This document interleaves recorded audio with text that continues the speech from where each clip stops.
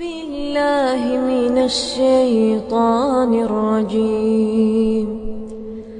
بسم الله الرحمن الرحيم. السلام علیکم ورحمۃ اللہ وبرکاتہ. الحمد للہ رب العالمین والصلاة والسلام على رسوله الكريم وعلى آلہ وصحبہ ومن سار على نهجه إلى يوم الدین. اللہ تعالیٰ کی توفیق سے ہم نے پچھلی مرتبہ ایک نئی سورت کا آغاز کیا ہے، سورۃ الصف. ہم نے آپ کو بتایا تھا کہ اس سورت کا شان نزول، یہ سورت کس اعتبار سے نازل ہوئی. صحابہ کرام بیٹھ کے بات کر رہے تھے آپس میں کہ اللہ تعالیٰ کو کون سا عمل زیادہ محبوب ہے. تو کسی نے کہا کوئی عمل، کسی نے کہا دوسرا عمل، کسی نے کہا تیسرا عمل. تو رسول اللہ صلی اللہ علیہ وسلم جب تشریف لائے تو آپ صلی اللہ علیہ وسلم نے آ کے یہ سورت پڑھ کر سنائی کہ اللہ تعالیٰ نے تمہارے سوال پر اس سورت کو نازل کیا ہے کہ اللہ تعالیٰ کس چیز سے محبت کرتا ہے. یہاں پر ایک نقطہ ہم نے بیان کیا تھا، وہ یہ تھا کہ صحابہ کرام کے سوال کیا ہوتے تھے عمل کے اعتبار سے، کہ وہ کون سا عمل ہم کریں جس سے ہم اللہ تعالیٰ کے محبوب بن جائیں. اور آج ہمارے سوال کیا ہیں؟ ابھی کچھ دن پہلے کوئی سوال کر رہا تھا کہ جی یہ بتا دیں کہ آدم علیہ السلام نے جو جنت کا لباس پہنا تھا وہ کیسا تھا.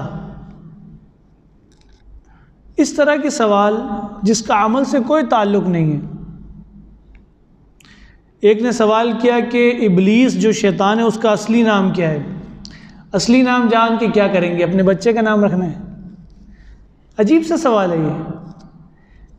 ہمیں چاہیے کہ ہم وہ سوالات کو کریں جس کا عمل سے تعلق ہے. اور اللہ تعالیٰ کا فرمان بھی ہے کہ سوال کرو ان سے جو جانتے ہیں اگر تمہیں علم نہیں ہے تو. لیکن ایک روایت میں یہ بھی آتا ہے، رسول اللہ صلی اللہ علیہ وسلم نے فرمایا کہ پچھلی امتیں کثرت سوال اور اپنے انبیاء سے اختلاف کی وجہ سے برباد ہو گئی. تو یہ کثرت سوال کون سے ہیں؟ یہ وہ سوال ہیں جس کا آپ سے کوئی تعلق نہیں، عمل سے کوئی تعلق نہیں. تو ایسے سوال نہیں کرنے چاہیے. بسم اللہ الرحمن الرحیم. سبح للہ ما فی السماوات وما فی الارض وهو العزیز الحکیم. اس صورت کے اندر اللہ تعالیٰ نے یہ بتلایا کہ اللہ کس سے محبت کرتا ہے. اس کی آیت نمبر 4 ہے، اور وہ یہ ہے کہ اللہ تعالیٰ ان لوگوں سے محبت کرتا ہے جو لڑتے ہیں اللہ کی راہ میں صفیں باندھ کر، اس طرح جیسے کہ وہ سیسا پلائی ہوئی دیوار ہو. یہ اس کی بنیادی آیت ہے. یہ سورہ مبارکہ دین اسلام کے حوالے سے ہے کہ دین اسلام ہمیشہ اپنا غلبہ چاہتا ہے. دین ہمیشہ اپنا غلبہ چاہتا ہے. اگر تو دین مغلوب ہے یعنی کہ وہ دبا ہوا ہے اور باقی تمام ادیان اس کے اوپر ہیں، تو دین اسلام اس کو کبھی بھی برداشت نہیں کرتا، بلکہ وہ چاہتا ہے کہ ہر جگہ پر اللہ تعالیٰ کا حکم چلے اور نافذ ہو، چاہے وہ عقائد ہوں، عبادات ہوں، رسومات ہوں، معاشرتی معاملات ہوں، معاشی معاملات ہوں، سیاست ہو، تعلیم ہو، کچھ بھی ہو. کوئی بھی ایسا پہلو نہیں جہاں پر دین اسلام کا نفاذ ہونا چاہیے. اس اعتبار سے اللہ تعالیٰ نے فرمایا سبح للہ ما فی السماوات وما فی الارض. تسبیح بیان کرتی ہے اللہ کی جو کچھ آسمانوں میں ہے اور زمین میں. ابھی بات دین کے غلبے کی ہو رہی ہے اور یہاں پہ تسبیح بیان ہو رہی ہے. کیا مطلب ہے اس کا؟ تسبیح جب ہم کہتے ہیں سبحان اللہ، اس کا مطلب کیا ہے؟ کہ اللہ پاک ہے. اللہ پاک ہے کا مطلب یہ ہے کہ اللہ میں کسی قسم کا کوئی نقص نہیں، اللہ میں کسی قسم کی کوئی کمی نہیں، اللہ کے کوئی برابر نہیں، اللہ کے ساتھ کوئی شرک نہیں۔ اگر دین اسلام کو چھوڑ کر کسی اور کی بات پر چل رہے ہیں تو یہ اس کی عبادت کر رہے ہیں، دین اسلام کو چھوڑ کر کسی اور کی بات کو مان رہے ہیں تو وہ اللہ کے ساتھ اس کو شریک ٹھہرا رہے ہیں۔ اسی لیے اللہ تعالیٰ نے سب سے پہلی بات یہ فرما دی کہ تسبیح بیان کرتی ہے، اللہ کو پاک قرار دیتی ہے آسمان میں جو کچھ ہے اور زمین میں جو کچھ ہے، حتیٰ کہ یہ پرند، یہ چرند، یہ نباتات، یہ پتھر، ہر چیز اللہ تعالیٰ کی تسبیح بیان کری۔ جیسے اللہ تعالیٰ نے فرمایا کہ ہر چیز اللہ کی تسبیح بیان کرتی ہے لیکن تمہیں اس کی سمجھ نہیں ہے۔ اور جب انسان جس کو اشرف المخلوق بنایا اللہ تعالیٰ نے، اگر وہی شرک کرنے لگ جائے گا تو پھر وہ اس پتھر سے کیا، اس گندی نالی کے کیڑے سے بھی بدتر ہو جائے گا۔ وہ گندی نالی میں رہنے والا کیڑا بھی اللہ کی تسبیح بیان کرتا ہے، کیسے کرتا ہے وہ اللہ ہی بہتر جانتا ہے۔ لیکن اگر انسان اللہ کی تسبیح یعنی اللہ کو پاک قرار نہ دے، اس کے ساتھ شرک کرے، تو اس سے بدتر ترین کوئی مخلوق نہیں ہے۔ یہ شر البریہ ہے، یعنی مخلوقات میں سب سے بدترین اگر کوئی ہے تو وہ شخص، وہ انسان جس کو اللہ نے اشرف المخلوق بنایا، اگر وہ شرک کرتا ہے تو۔ مزید اللہ فرما رہا ہے وَهُوَ الْعَزِيزُ الْحَكِيمُ، اللہ تعالیٰ عزیز بھی ہے اور حکیم بھی ہے۔ عزیز کا مطلب غالب ہے، غلبہ اسی کا ہے، تمام طاقت اور قوت اسی کے پاس ہے۔ وہ چاہے تو ایک دن میں دین کو نافذ کر دے، ایک لمحے میں نافذ کر دے، لیکن اس نے انسان کو اس آزمائش میں ڈالا ہے کہ کون ہے جو تم میں سے احسن عمل کرتا ہے، کون ہے جو تم میں سے یہ کام کرنے والا ہے، اس دین کو غالب کرنے کے لیے کوشش کرتا ہے۔ اس میں سب سے پہلے دین کو سیکھنا، اس پر عمل پیرا ہونا، اسی کی دعوت دینا، اپنے آپ کو، اپنے رشتہ داروں کو، اور اس کے بعد اپنے معاشرے کو، اپنے لوگوں کو، اور اس طرح دین کا صحیح فہم دیتے چلے جانا۔ لیکن غلبے والا اللہ تعالیٰ ہی ہے، وہ چاہے تو غالب کر دے، لیکن اس نے تمہیں چنا ہے کہ تم یہ کام کرو۔ اور ہم دیکھتے ہیں کہ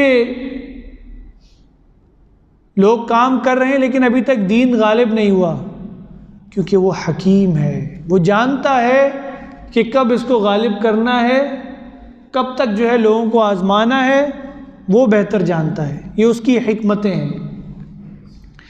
مزید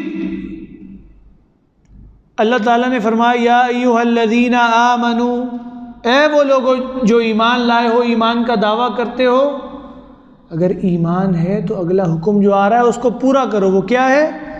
لم تقولون ما لا تفعلون، تم وہ باتیں کیوں کہتے ہو جو کرتے نہیں ہو۔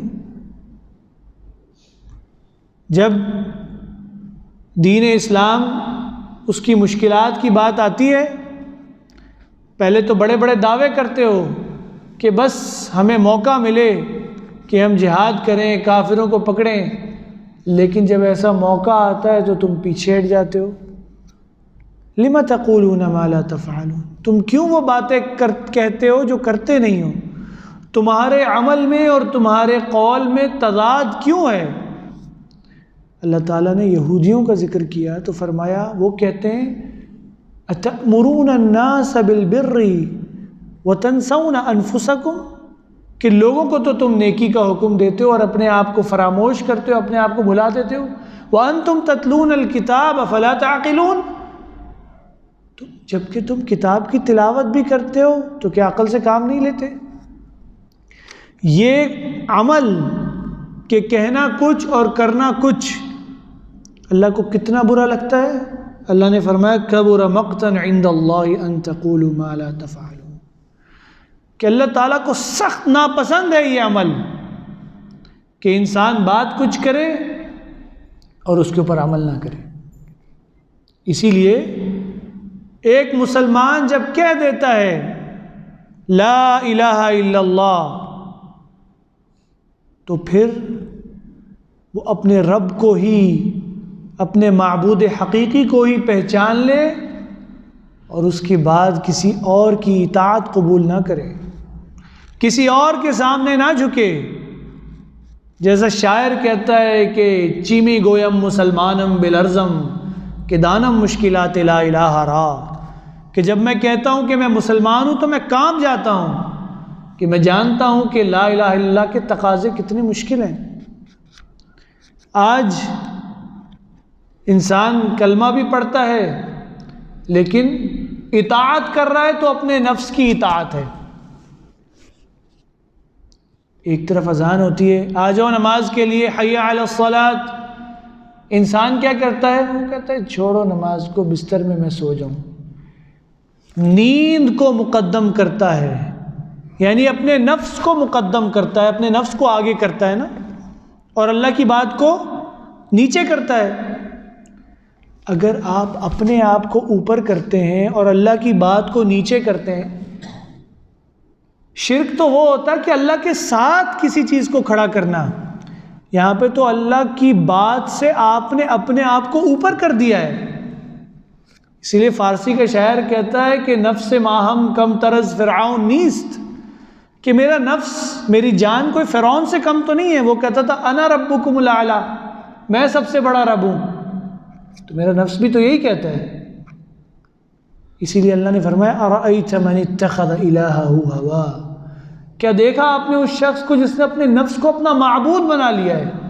وہ اپنے نفس کی عبادت کے اوپر چلتا ہے، جو نفس کہتا ہے اس کے ساتھ چلتا ہے، اس کو اللہ سے کوئی غرض نہیں۔ کلمے وہ 6 چھوڑ کے 600 پڑھ لے لیکن اللہ کا بندہ نہیں ہے۔ ابھی ہم نے آیتیں سنی، اللہ فرماتا ہے الم اعہد الیکم یا بنی آدم الا تعبدوا الشیطان، اے آدم کے بیٹے ہم نے تم سے وعدہ نہیں لیا تھا کہ تم شیطان کی عبادت نہ کرنا، بے شک وہ تمہارا کھلا دشمن ہے۔ ایسے ہوتی ہے شیطان کی عبادت۔ انسان بولے میں تو نہیں کرتا شیطان کی عبادت، ہاں اللہ کی عبادت چھوڑو گے تو خالی نہیں بیٹھو گے، وہ شیطان کی عبادت کر رہے ہیں۔ سامنے میچ لگا ہوا ہے ٹی وی پر اور ایک طرف اذان ہو رہی ہے، ہم کیا کرتے ہیں؟ میچ تو پورا کر لیں یار، یہ اوور نکل گیا تو کیا بنے گا۔ تو میرے بھائیوں، اس کو بنیادی طور پہ سمجھنے کی ضرورت ہے۔ دوسری چیز، کہیں اطاعت ہے تو لوگوں کی اطاعت ہے۔ اللہ تعالیٰ نے اپنے حق کے بعد والدین کا ذکر کیا، والدین، اور ان کے بارے میں کیا فرمایا؟ وَإِن جَاهَدَاكَ عَلَىٰ أَن تُشْرِكَ بِي مَا لَيْسَ لَكَ بِهِ عِلْمٌ فَلَا تُطِعْهُمَا، یہ جو تمہارے والدین ہیں اگر یہ بھی تمہارے ساتھ کوشش کریں، تمہیں دبائیں کہ تم اللہ کے ساتھ شرک کرو، فَلَا تُطِعْهُمَا، ان کی اطاعت نہ کرنا، وَصَاحِبْهُمَا فِي الدُّنْيَا مَعْرُوفًا، لیکن ان کے ساتھ بھلے طریقے سے رہنا۔ یہ آیت نازل ہوتی ہے کب؟ سعد ابن ابی وقاص رضی اللہ تعالی عنہ، جو عشرہ مبشرہ صحابہ میں سے۔ عشرہ مبشرہ کون ہوتے ہیں؟ وہ 10 صحابہ جن کو ایک ہی وقت میں اللہ کے رسول صلی اللہ علیہ وسلم نے فرمایا کہ یہ جنتی ہیں۔ جنتی اور بھی صحابہ کو بتایا، لیکن یہ وہ صحابہ ہیں جن کو ایک ہی مجلس میں، ایک ہی دفعہ میں، ایک ہی حدیث میں اسی طرح سے بیان کیا کہ یہ جنتی ہیں۔ سعد ابن ابی وقاص رضی اللہ تعالی عنہ ایمان لے کے آ جاتے ہیں۔ ماں سے بڑی محبت ہے، ماں کو اس سے بڑی محبت ہے۔ ماں جو ہے وہ مشرکہ ہے، کافر ہے، تو وہ کہتی ہے کہ سعد واپس آ جا، اگر تو واپس نہیں آئے گا تو میں بھوک ہڑتال کروں گی، کھانا چھوڑ دوں گی، حتیٰ کہ مجھے موت پکڑ لے آ کے، اور سب تجھ کو تانے دیں گے کہ تو اپنی ماں کا قاتل ہے۔ دیکھ رہے ہیں کتنی بڑی آزمائش ہے۔ سعد ابن ابی وقاص کیا کہتے ہیں رضی اللہ تعالی عنہ؟ وہ فرماتے ہیں کہ اگر اماں جان تمہاری تو ایک ہی جان ہے، اگر تمہارے اندر 100 جان ہو، 100، اور ایک ایک کر کے نکل رہی ہو میرے سامنے، پھر بھی میں اسلام سے نہیں پھرتا، پھر بھی اسلام کو نہیں چھوڑتا۔ تو اللہ تعالیٰ نے آیت نازل کر دی کہ تمہارے والدین اگر تم پر پریشر ڈالیں، دباؤ ڈالیں، تو ان کی اطاعت نہیں کرنا، لیکن ایسی بات نہیں کرو، ان کے ساتھ آرام سے نرمی سے بات کرو۔ تو بات کیا ہے کہ یہ ہے وہ ایمان جو ایک مسلمان کا ہونا چاہیے۔ جب اس نے کلمہ پڑھ لیا تو پھر کلمے کے تقاضے پورے کرے۔ تو اللہ تعالیٰ فرما رہا ہے کہ بہت برا ہے جو تم بات کہتے اور کرتے نہیں۔ مثال ہم دیتے ہیں، آج میں کہتا ہوں لا الہ الا اللہ، اے اللہ تو ہی میرا معبود ہے، لیکن اس کو اپنا معبود ماننے کے لیے اس کی عبادت کرنا ضروری ہے نا، یعنی نماز پڑھنا ضروری ہے۔ اگر میں کہوں آپ میرے استاد ہیں لیکن میں نے آپ سے کبھی پڑھا ہی نہیں، آپ میرے استاد کہلائیں گے؟ نہیں کہلائیں گے نا۔ آپ کو اپنا استاد بنانے کے لیے مجھے آپ سے تعلیم حاصل کرنا ضروری ہے، اسی طرح اس کو معبود ماننے کے لیے اس کی عبادت کرنا ضروری ہے۔ لیکن آج ہماری عبادت بھی کیسی ہے؟ ایک نماز پڑھ لی اور 4 چھوڑ دی۔ پہلے تو ہوتا تھا کہ 4 پڑھتے تھے، 1 چھوڑ دیتے تھے، آج الٹا حساب ہے، 1 پڑھ لیتے ہیں اور 4 چھوڑ دیتے ہیں۔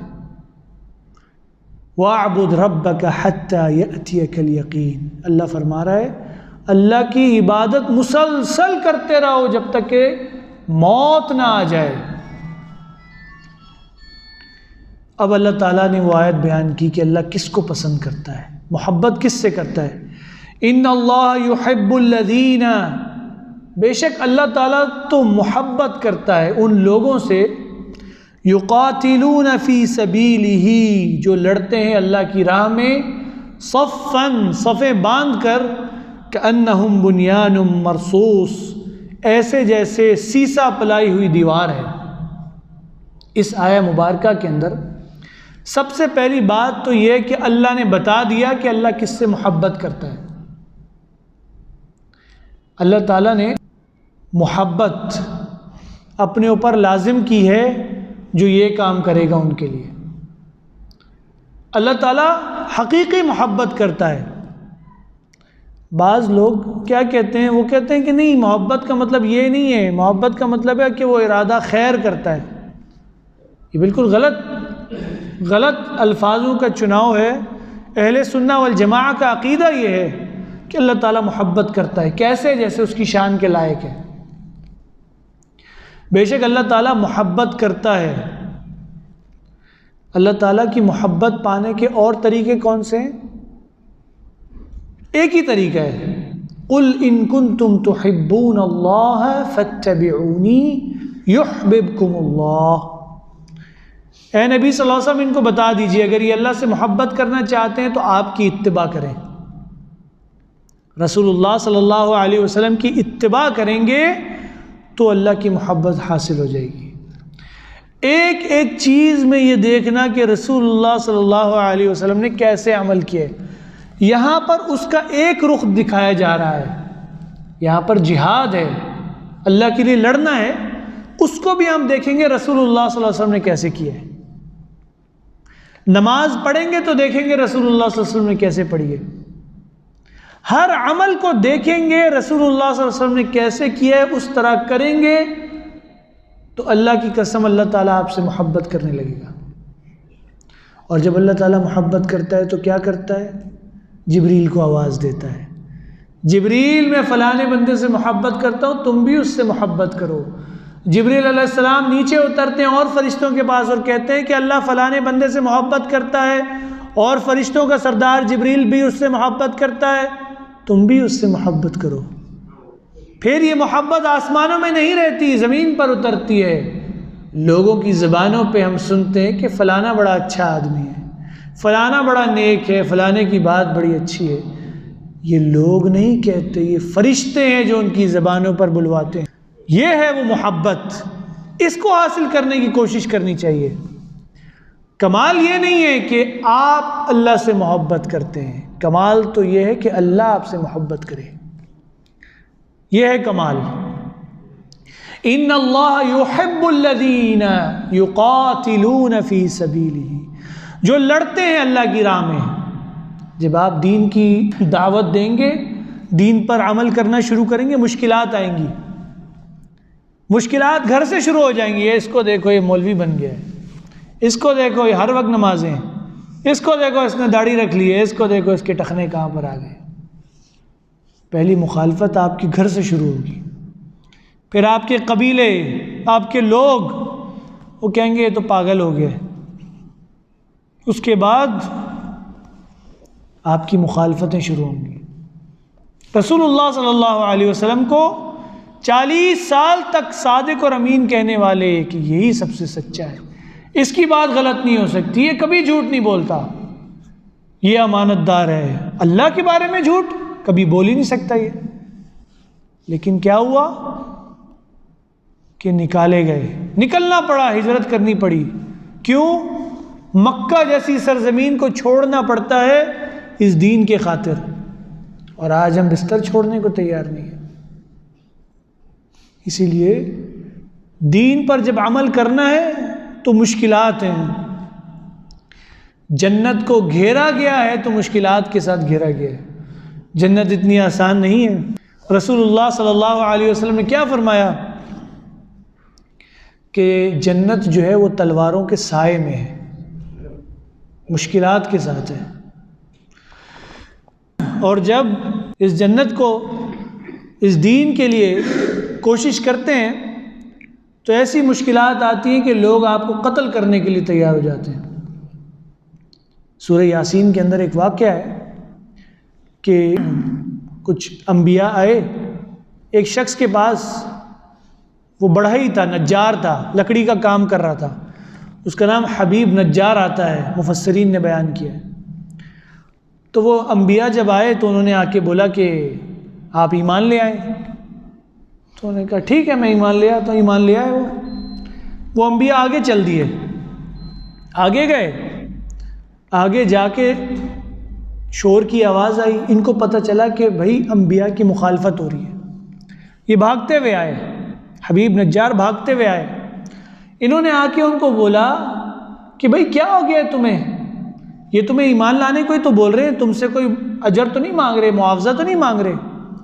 انہوں نے کہا اچھا تو بھی ایمان لے آیا۔ ان کو اتنا مارا کہ شہید کر دیا۔ تو اللہ نے کیا فرمایا؟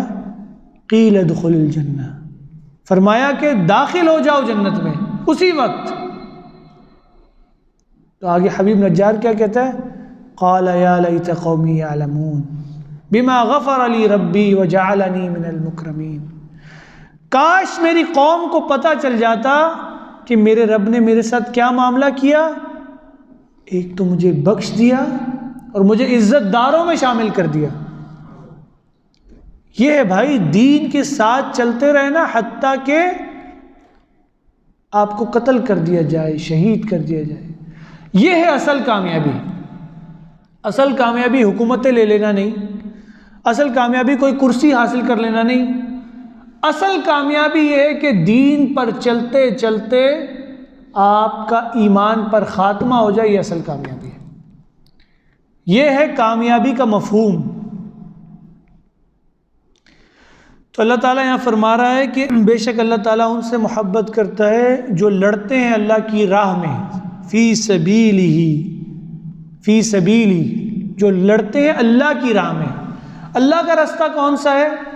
رسول اللہ صلی اللہ علیہ وسلم کے پاس ایک شخص آئے اور کہا یا رسول اللہ صلی اللہ علیہ وسلم، کوئی لڑتا ہے مال غنیمت حاصل کرنے کے لیے، کیا یہ فی سبیل اللہ ہے؟ فرمایا نہیں۔ کوئی لڑتا ہے اپنی بہادری دکھانے کے لیے، کیا یہ فی سبیل اللہ ہے؟ کہا نہیں۔ کوئی لڑتا ہے اپنی قوم کے لیے، کیا یہ فی سبیل اللہ ہے؟ فرمایا نہیں۔ فی سبیل اللہ کیا ہے؟ لِتَكُونَ الْكَلِمَةُ اللَّهِ هِيَ الْعُلْيَا فَهُوَ فِي سَبِيلِ اللَّهِ، جو اس لیے لڑتا ہے کہ اللہ کا کلمہ سربلند ہو جائے، اللہ کی توحید نافذ ہو جائے، اللہ کی بات چلے، کسی اور کی بات نہ چلے، وہ ہے فی سبیل اللہ۔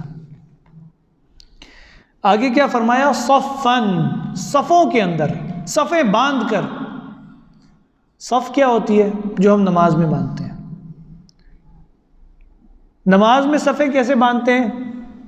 قریب قریب ہو کر کھڑے ہوتے ہیں۔ قریب قریب کھڑے ہوں گے تو کیا ہوگا؟ رسول اللہ صلی اللہ علیہ وسلم نے فرمایا وَلَا تَخْتَلِفُوا فَتَخْتَلِفُوا قُلُوبَكُمْ، کہ دور مت ہو، اختلاف نہ کرو آپس میں، ورنہ تمہارے دلوں میں اختلاف آ جائے گا۔ قریب ہو کے کھڑے ہوں گے، دل ایک ہوگا، عقیدہ ایک ہوگا، عقیدہ ایک ہوگا۔ صفوں میں اور کیا ہوتا ہے؟ ایک محبت ہوتی ہے، ایک محبت کا جذبہ ہے، کوئی بڑا چھوٹا نہیں ہے، سب قریب ہو کے کھڑے ہوئے ہیں۔ اور صف کہاں ہوتی ہے؟ امام کے پیچھے۔ امام کے بارے میں رسول اللہ صلی اللہ علیہ وسلم نے کیا فرمایا؟ انما جعل الامام لیؤتم بہ، کہ امام اس لیے کھڑا کیا گیا ہے تاکہ تم اس کی اقتداء کرو۔ امام کے پیچھے مقتدیوں کی 4 حالتیں ہیں۔ پہلی حالت ہے امام سے سبقت کرنا، اس سے آگے بڑھ جانا۔ ابھی اس نے رکوع نہیں کیا، آپ رکوع میں چلے جائیں، یہ ناجائز ہے۔ دوسری کیا ہے؟ امام کی موافقت کرنا، ابھی امام جا رہا ہے آپ بھی ساتھ جا رہے ہیں، یہ بھی غلط ہے۔ تیسری حالت کیا ہے؟ تاخیر کرنا، کہ امام چلا گیا ہے رکوع میں، آپ کھڑے ہیں فاتحہ پڑھ رہے ہیں، نہیں، امام جب چلا گیا آپ بھی چلے جاؤ۔ اس لیے امام کی جو اصل چیزیں کرنے والی وہ اقتداء ہے، پیروی۔ امام جب جاتا ہے تو آپ اس کے پیچھے جاؤ۔ یہاں پر جنگ کی بات ہو رہی ہے، جنگ کے لیے امام کون ہے؟ آپ کا امیر، آپ کا حاکم، آپ کا لیڈر۔ اس کے ساتھ قیادت کے اندر جو ہے وہ جہاد ہوتا ہے، قیادت کے بغیر دنگا فساد ہوتا ہے۔ بات سمجھ رہے ہیں؟ اللہ تعالیٰ نے فرمایا اطاعت کرو اللہ کی، اطاعت کرو رسول اللہ صلی اللہ علیہ وسلم کی۔ آگے کیا فرمایا؟ وَأُولِي الْأَمْرِ مِنْكُمْ، اور جو تمہارے اولی الامر ہیں۔ اولی الامر کون ہیں؟ علماء اور حکام، حکمران، ان کے ساتھ مل کے ہوتا ہے جہاد۔ شیخ الاسلام ابن تیمیہ رحمۃ اللہ علیہ فرماتے ہیں کہ اولی الامر جو ہیں وہ 2 ہیں، علماء اور حکماء ہیں۔ وَلَا نَرَى الْخُرُوجَ عَلَىٰ أَئِمَّتِنَا وَوُلَاةِ أُمُورِنَا، مت ان کے خلاف ہو جاؤ تم لوگ، علماء کے اور حکمران کے خلاف نہ اٹھو، اور ان سے اپنا ہاتھ مت کھینچو، ان کی اطاعت کرو، ان کے لیے دعا کرو، ان کو بد دعا نہ کرو۔ آج ہم کیا دیکھتے ہیں؟ بھائی یہ حاکم ہے، چلو اس کے خلاف چلو، اس کے خلاف اٹھو، ہوگا کیا؟ آپ کو ایک مثال دے کے سمجھاتا ہوں۔ ابھی آپ جہاں کہیں پر بھی کام کرتے ہیں، کوئی فیکٹری میں کام کرتا ہوگا، کسی آفس میں کام کرتا ہوگا، اگر آپ سب مل کے لوگوں کو بھڑکائیں اور کہیں یہ مدیر ٹھیک نہیں ہے، صحیح ہے نا، اور ایک دن جا کے بھائی دھرنا دے دیں، اس کے سامنے جا کے کھڑے ہو جائیں، تو وہ پوچھے گا، مدیر پوچھے گا اپنے قریبی سے کہ یہ سب کیوں آئے ادھر؟ تو وہ آگے سے بتائے گا کہ یہ سب کہتے ہیں کہ آپ صحیح نہیں ہیں، آپ ٹھیک نہیں ہیں۔ تو مدیر کیا کرے گا؟ اگر تو چھوٹا موٹا مدیر ہے تو کہے گا چلو ٹھیک ہے، ان سب کے نام دو مجھے، کل سے یہ سب فارغ ہیں، ان کی ڈیوٹی ختم، ان کو نکالو، صحیح ہے نا، ایسے ہی کرے گا۔ اور اگر کوئی پاورفل آدمی ہے تو کیا کرے گا؟ وہ بولے گا میری فوج کدھر ہے، میری پولیس کدھر ہے، ان کو دباؤ، ان کے اوپر لاٹھی چارج کرو، ان کو ڈنڈے مارو، ان کو دفع کرو یہاں سے۔ نہ آپ کی بات سنے گا، الٹا نقصان۔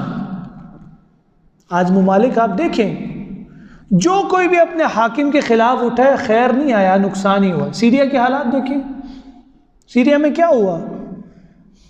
جو حاکم ہے وہ پرلے درجے کا کافر ہے، لیکن لوگ اس کے خلاف جب اٹھے تب معاملات خراب ہو گئے۔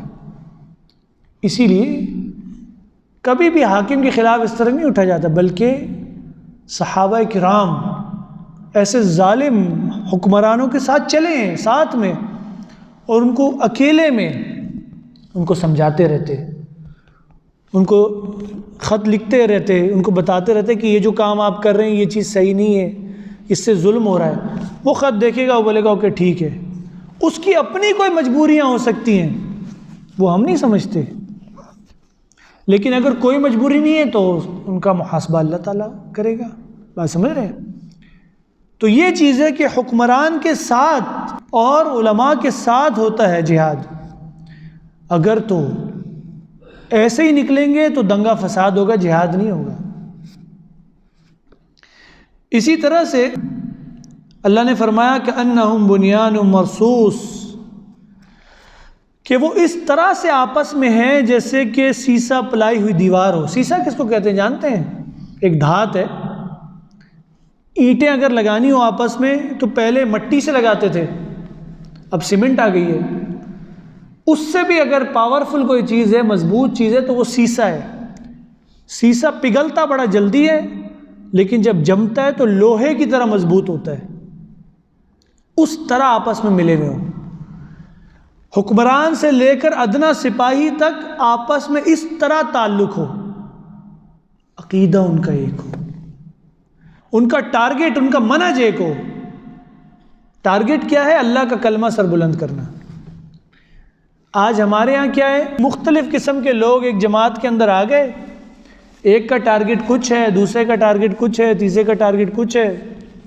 اس طرح کبھی بھی دین جو ہے وہ نافذ نہیں ہوتا، الٹے نقصانات ہوتے ہیں۔ اگر کسی کرسی تک پہنچ بھی جاتے ہیں تو کیا ہوتا ہے؟ ایک کہتا ہے کرسی پہ میں بیٹھوں گا، دوسرا کہتا ہے میں بیٹھوں گا، تیسرا کہتا ہے میں بیٹھوں گا۔ اسی لیے عقیدہ ایک ہونا چاہیے۔ رسول اللہ صلی اللہ علیہ وسلم جہاد کے لیے نکلے، ایک شخص آیا پیچھے سے دوڑتا ہوا، کہا یا رسول اللہ صلی اللہ علیہ وسلم میں بھی آپ کے ساتھ جو ہے وہ لڑنا چاہتا ہوں۔ آپ نے پوچھا مسلمان ہو؟ کہتے نہیں، مشرک ہوں۔ تو آپ نے فرمایا کہ ہمیں کسی مشرک کی ضرورت نہیں ہے، انسان کہے کہ لڑنا ہی ہے نا، لڑنا ہی ہے، مشرک ہے، کافر ہے، جو بھی اگر ساتھ میں آ رہا ہے تو لڑنا ہی ہے نا۔ نہیں، اس طرح نہیں ہے۔ دین اسلام کہتا ہے تمہارا عقیدہ اور تمہارا منہج ایک ہو، یہ ایک، اور یہ وہ لوگ ہیں جو قیامت تک جہاد کرتے رہیں گے، ان کو کوئی ہرا نہیں سکے گا، جن کا عقیدہ ایک ہے۔ رسول اللہ صلی اللہ علیہ وسلم نے فرمایا کہ بنو تمیم وہ قبیلہ ہے جو دجال پر سب سے زیادہ بھاری ہے۔ بنو تمیم، علماء کہتے ہیں کہ جب یہ حدیث ہم نے پڑھی تو ہمارا دل کیا کہ جا کے دیکھے بنو تمیم کے لوگ کیسے ہیں۔ یہ سعودی عرب کا ایک علاقہ ہے، وہاں پر ہیں تمیمی، ان کا عقیدہ، ان کا سنت کے ساتھ محبت، سنت کے ساتھ تعلق، آپ دیکھیں گے آپ بولیں گے کہ یقینی طور پر یہی وہ لوگ ہیں۔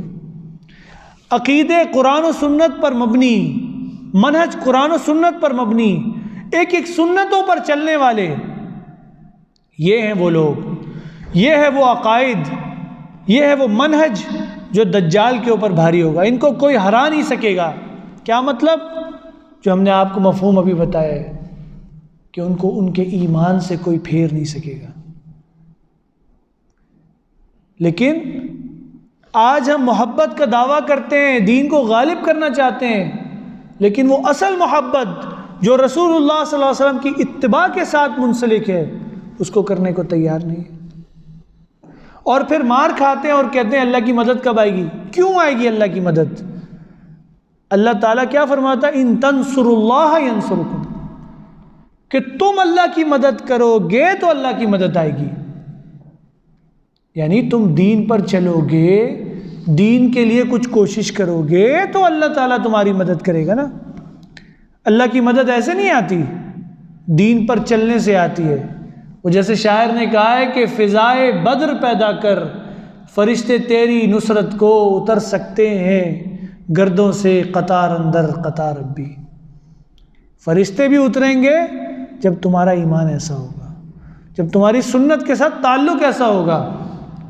صحابہ کرام کا سنتوں کے ساتھ تعلق اس طرح مضبوط کہ رسول اللہ صلی اللہ علیہ وسلم کی بات ابھی نکلتی نہیں کہ صحابی وہاں رک جاتا ہے، اس پر عمل پیرا ہو جاتا ہے۔ اسی لیے یہاں پر فرمایا کہ انہم بنیان مرصوص، اس طرح آپس میں محبت ہو، مضبوط ہو عقیدے کی بنیاد پر۔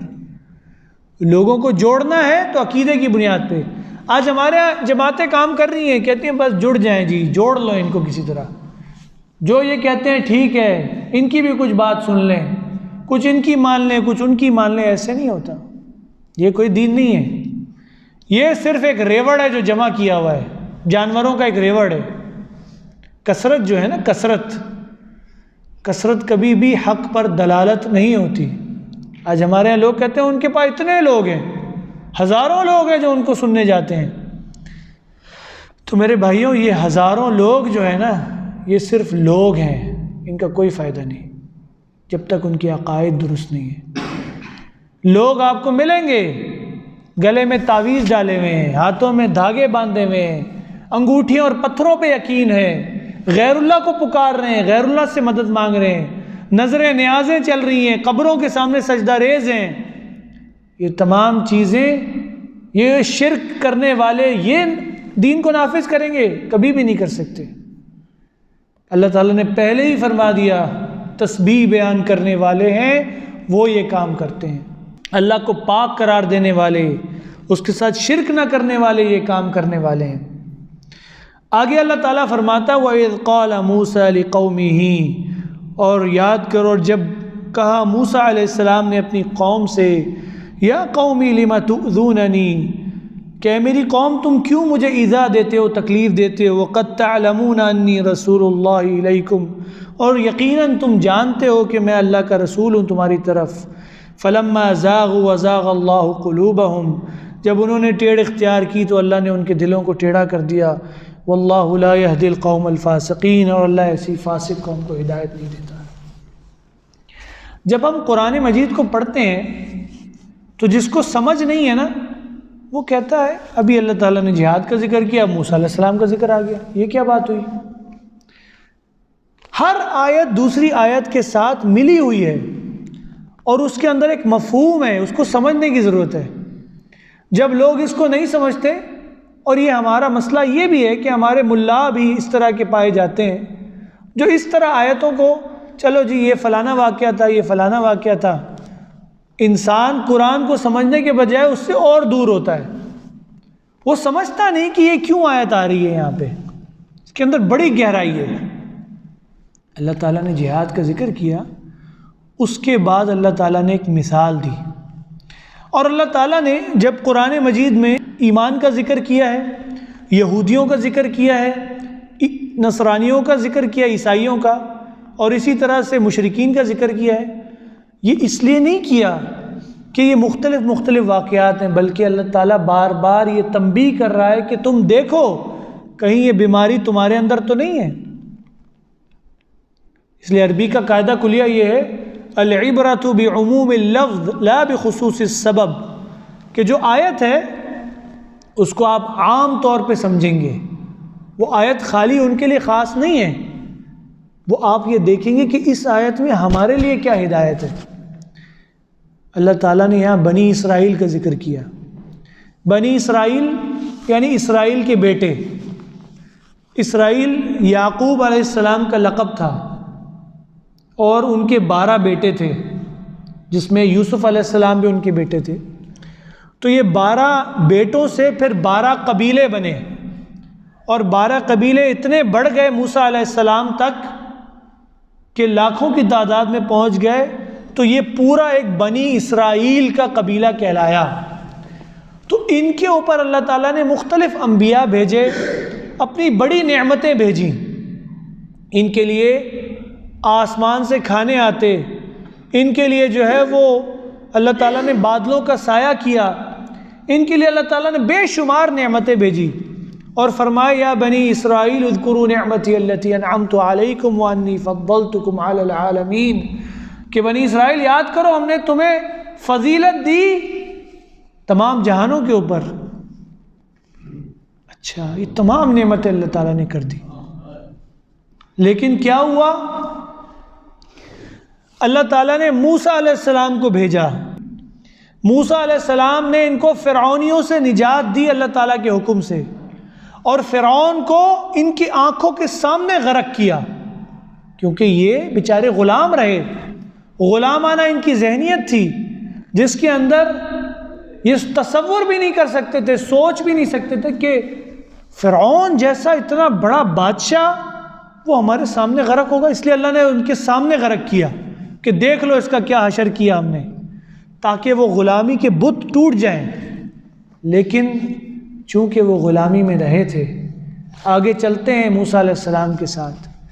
موسیٰ علیہ السلام کو اللہ تعالیٰ نے حکم دیا کہ یہ شہر ہے، آپ اور آپ کی قوم اس میں داخل ہو جائیں.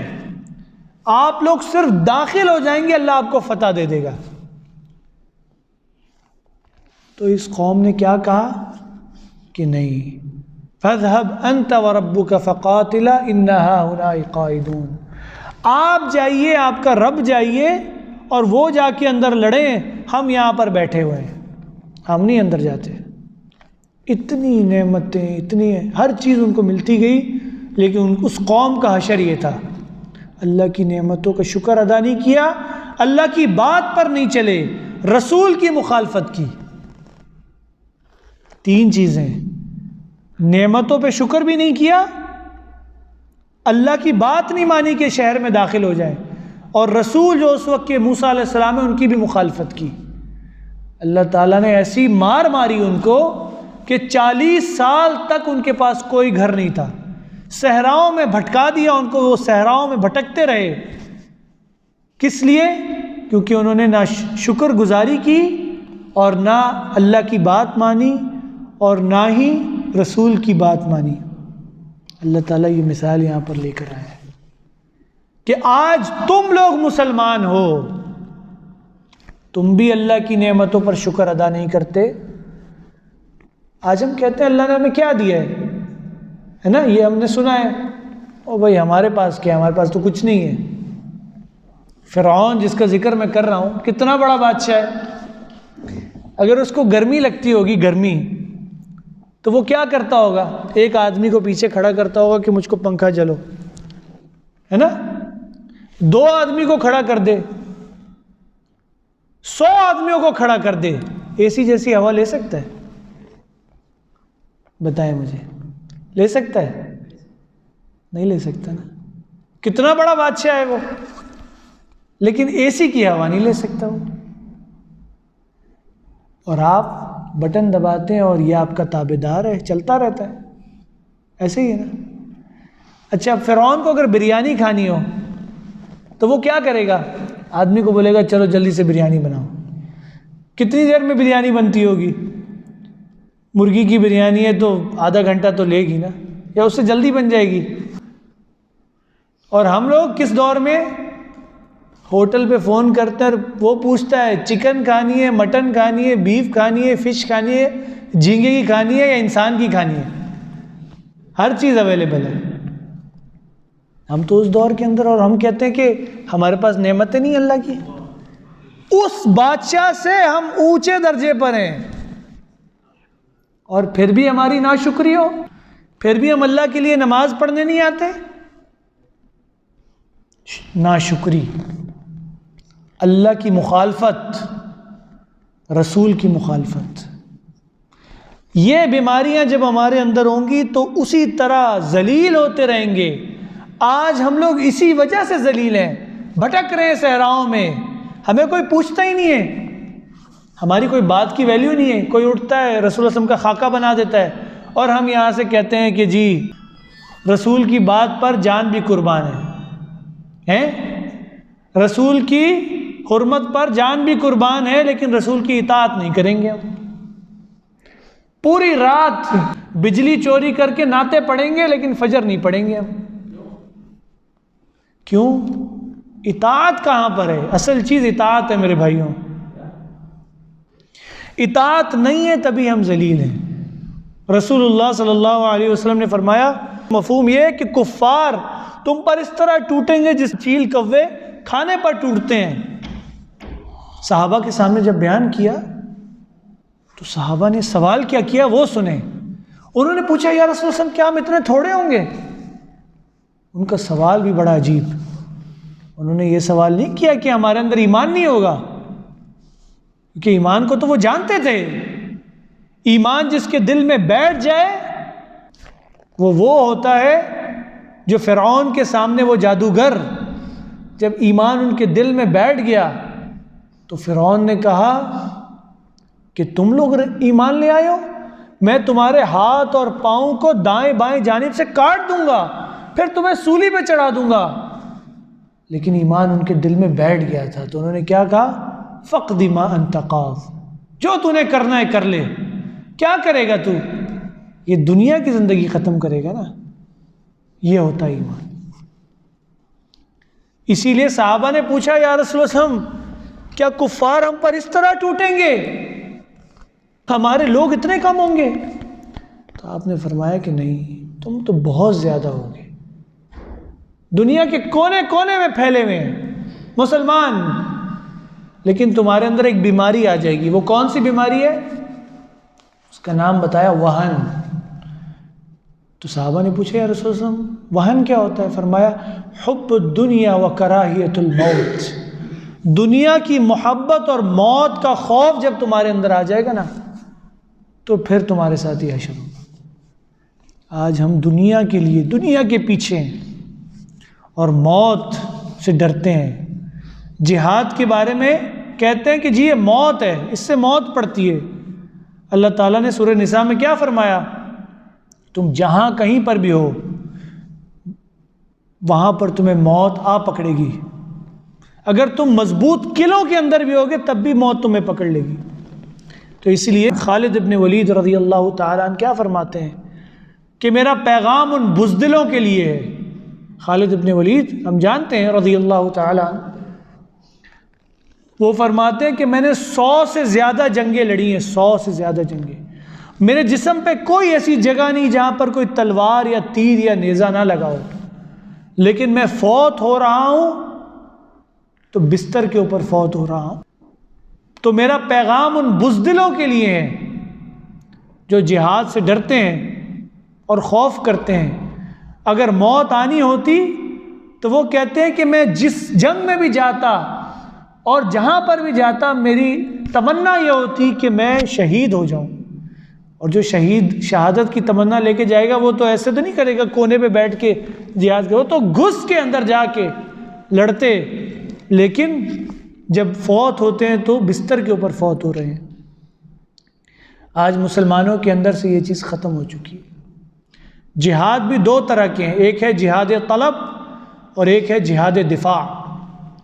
جہاد طلب یہ ہے رسول اللہ صلی اللہ علیہ وسلم خود جا کے دین کے غلبے کے لیے حملہ آور ہوتے، اور لیکن اس کے لیے کیا ایک منظم انداز ہو، امیر کی اطاعت ہو، ہر چیز اس کے قاعدے کلیے ہیں.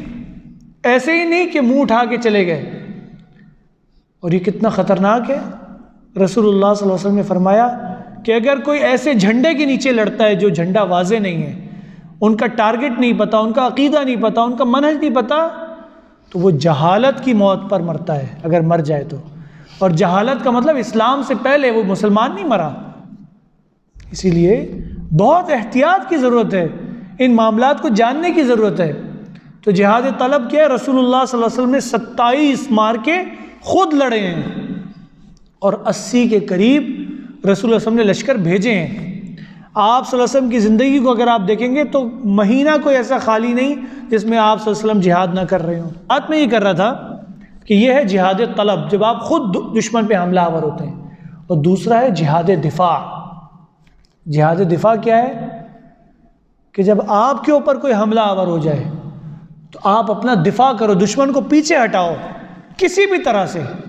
اگر تم منظم ہو سکتے ہو تو منظم ہو، لیکن اگر منظم نہیں ہو سکتے تو پیچھے ہٹاؤ. ہمارے ایسے زندیق مولوی ہیں ہمارے درمیان، مسلمانوں میں منافقین جو ہیں، وہ کیا کہتے ہیں کہ نہیں جی اگر آپ کے اوپر کوئی حملہ کرتا ہے تو پھر آپ اس کو پہلے دعوت دو، پھر یہ کرو، پھر نہیں بھائی، آپ اس کو پیچھے ہٹاؤ کسی بھی طرح.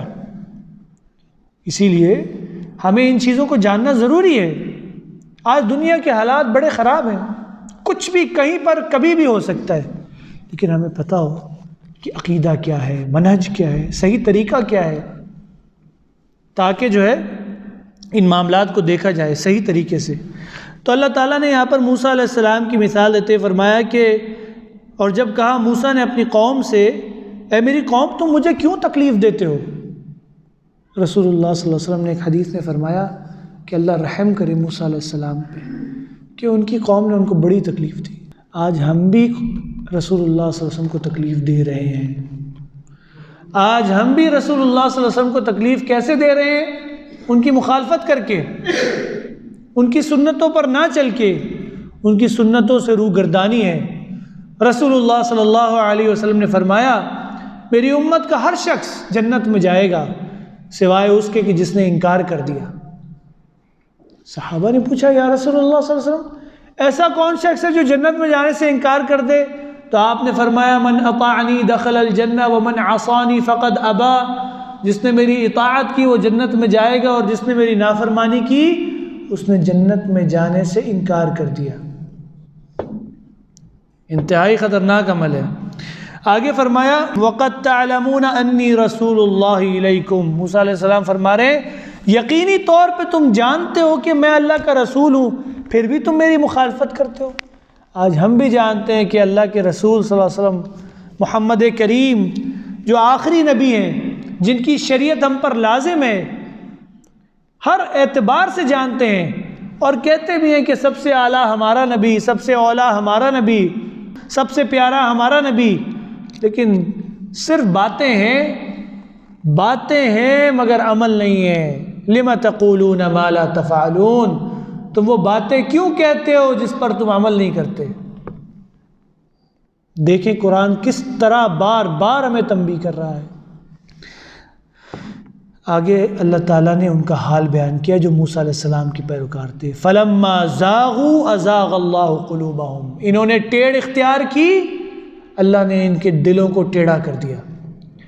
اللہ تعالیٰ کسی کو ٹیڑھا نہیں کرتا، اللہ تعالیٰ کسی کے دل پر مہر نہیں لگاتا، یہ تو انسان خود ٹیڑھ اختیار کرتا ہے تو اللہ تعالیٰ اس کو چھوڑ دیتا ہے۔ نُوَلِّيهِ مَا تَوَلَّى، جو جس طرف جاتا ہے اللہ اس کو چھوڑ دیتا ہے، اور جب چھوڑ دیتا ہے اللہ تو پھر وہ آیتیں جو آپ سنتے ہیں ختم اللہ علی قلوبہم وعلی سمعہم وعلی ابصارہم غشاوہ، اللہ تعالیٰ نے مہر لگا دی ان کے اوپر، ان کی آنکھوں کے اوپر، ان کی بصارت کے اوپر، ان کی سماعت کے اوپر۔ یہ ٹھپا کب لگتا ہے؟ جب انسان خود پیچھے ہٹتا ہے۔ اللہ تعالیٰ تو چاہتا ہے واللہ یدعو الی دار السلام، اللہ کی دعوت ہے سب سے پہلی کہ آ جاؤ دار السلام کی طرف، جنت کی طرف آ جاؤ، لیکن انسان جو ہے وہ اس سے روگردانی کرتا ہے، انسان اس سے پیچھے ہٹتا ہے۔ انسان جب ٹیڑھا ہوتا ہے تو اللہ اس کو ٹیڑھا کر دیتا ہے۔ اللہ تعالیٰ نے سورہ نور کی آخری آیتوں میں فرمایا فَلْيَحْذَرِ الَّذِينَ يُخَالِفُونَ عَنْ أَمْرِهِ، کہ ان کو ڈرنا چاہیے، ان کے لیے وارننگ ہے کہ یہ مخالفت کرتے ہیں رسول اللہ صلی اللہ علیہ وسلم کی۔ کیا ملے گا ان کو؟ ان تصیبہم فتنہ او یصیبہم عذاب علیم، دو چیزیں ان کے لیے، یا تو ان کو کوئی فتنہ مل جائے یا ان کے لیے دردناک عذاب ہے۔ امام احمد بن حنبل رحمۃ اللہ علیہ فرماتے ہیں فتنے سے مراد شرک اور کفر ہے۔ رسول کی مخالفت کرے گا تو شرک کی طرف چلا جائے گا یا کفر کی طرف چلا جائے گا، یا اور آخرت میں دردناک عذاب ہے۔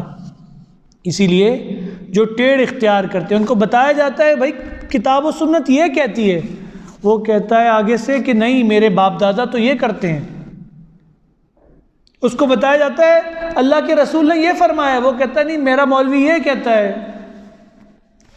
یہ ہے مخالفت، اور آج یہ مخالفت ڈنکے کی چوٹ پہ انسان کر رہا ہے اور کہتا ہے کہ جی ہمارا تعلق تو فلانے سلسلے سے، ہمارا تعلق تو فلانے فرقے سے، فلانی جماعت سے، فلانا مولوی ہے۔ قرآن آپ کو کہہ رہا ہے اور آپ قرآن کی مخالفت کر رہے ہیں۔ یہ ہے وہ تکبر جس کے بارے میں رسول اللہ صلی اللہ علیہ وسلم نے فرمایا الکبر بطر الحق وغمط الناس، کہ تکبر دو چیزوں کا نام ہے۔ وہ کیا ہے؟ لوگوں کو گھٹیا اور حقیر سمجھنا اور حق تمہارے سامنے آ جائے اس کو ٹھکرا دینا، یہ تکبر ہے۔ اور تکبر اگر رائی کے دانے کے برابر بھی ہے تو وہ جنت میں داخل نہیں ہو سکتا۔ تو یہاں پر آیت کا اختتام کس بات پر ہوا؟ واللہ لا یہدی القوم الفاسقین، اللہ تعالیٰ ایسی مخالفت کرنے والی قوم کو ہدایت نہیں دیتا۔ اللہ تعالیٰ نے ان کو فاسق قرار دیا ہے، اور فاسق کون ہوتا ہے؟ جو اللہ کی اطاعت سے نکل چکا ہے، جو واپس آنے والا نہیں ہے۔ واللہ لا یہدی القوم الفاسقین، اس دنیا میں سب سے بڑی نعمت ہے جس کو ہم ہر نماز میں کم سے کم 30 مرتبہ مانگتے ہیں، وہ کون سی نعمت ہے؟ اہدنا الصراط المستقیم، صراط مستقیم کی ہدایت مانگتے ہیں۔ دنیا میں آپ کو کھانے کو نہ ملے، پینے کو نہ ملے، لیکن ہدایت مل جائے تو یہ سب سے بڑی نعمت ہے۔ اور وہ اللہ فرما رہا ہے جو ایسی مخالفتیں کرتے ہیں ان کو اللہ تعالیٰ پر ہدایت نہیں دیتا، اللہ تعالیٰ ان کو فاسق قرار دے رہا ہے، ان کے لیے دردناک عذاب ہیں۔ اس لیے میرے بھائیوں، جو کچھ ہم یہاں سنتے ہیں اللہ تعالیٰ اس پر عمل کرنے کی توفیق عطا فرمائے اور اپنی روش کو بدلنے کی توفیق عطا فرمائے۔ جب تک ہم خود کوشش نہیں کریں گے نا تب تک ہدایت نہیں ملے گی۔ اللہ تعالیٰ نے ہدایت کا معیار کیا رکھا ہے؟ والذین جاہدوا فینا لنہدینہم سبلنا، جو ہمارے راستے میں کوشش کرتا ہے، محنت کرتا ہے، آگے بڑھتا ہے، تلاش کرتا ہے، مصحف کو کھول کے دیکھتا ہے کہ اللہ میرا کیا فرما رہا ہے، اس کے لیے اللہ ہدایت کے راستے کھول دیتا ہے۔ لیکن جو اس کو پسے پش ڈال دیتا ہے وہ جہنم میں اس کو کھینچ کے لے کے جاتا ہے۔